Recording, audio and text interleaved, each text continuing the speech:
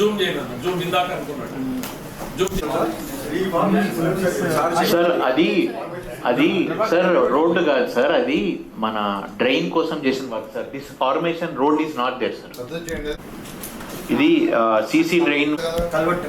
అది కాదమ్మా, అది డ్రైన్ అయినా కూడా పర్లేదు. ఈ రోడ్ ఊరు బయట వాళ్ళ ఒక్కరి మీద ప్రెషర్ పెట్టడం కూడా మనం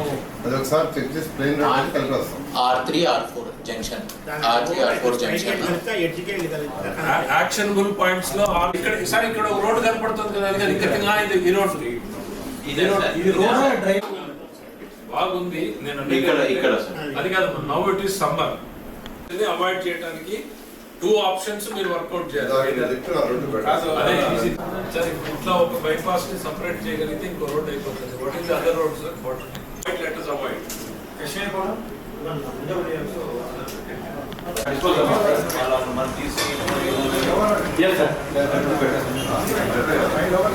మీరు మాట్లాడండి.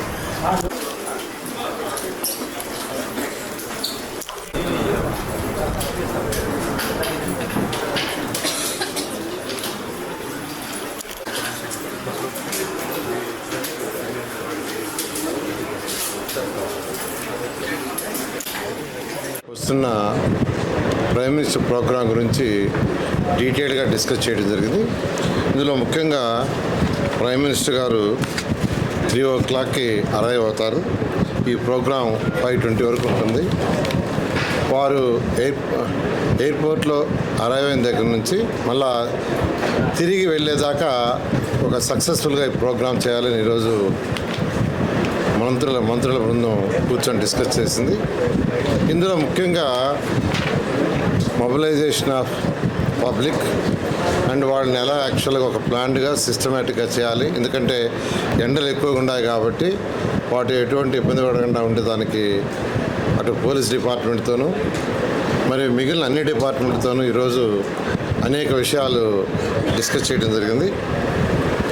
ఈ రోడ్స్ కావచ్చు, ఇంటర్నల్ రోడ్స్, ఎందుకంటే డిఫరెంట్ డిస్ట్రిక్ట్స్ నుంచి పబ్లిక్ వచ్చినప్పుడు అమరావతి క్యాపిటల్ సిటీలోకి నేషనల్ హైవే నుంచి అన్ని రోడ్లు ఇంకా జాయిన్ కాలేదు కాబట్టి ఉన్న రోడ్లలో దాదాపు 7 రోడ్లు పాసిబిలిటీ ఉన్నాయి. ఆ 7 రోడ్లని ఏ విధంగా ట్రాఫిక్ని కంట్రోల్ చేయాలి దాని మీద ఎక్కువ డిస్కషను అటు సిఆర్డీ వాళ్ళతోనూ, ఆర్ఎండ్బి వాళ్ళతోనూ, నేషనల్ హైవేతోనూ, పోలీస్ డిపార్ట్మెంట్తో డీటెయిల్గా డిస్కస్ చేశారు.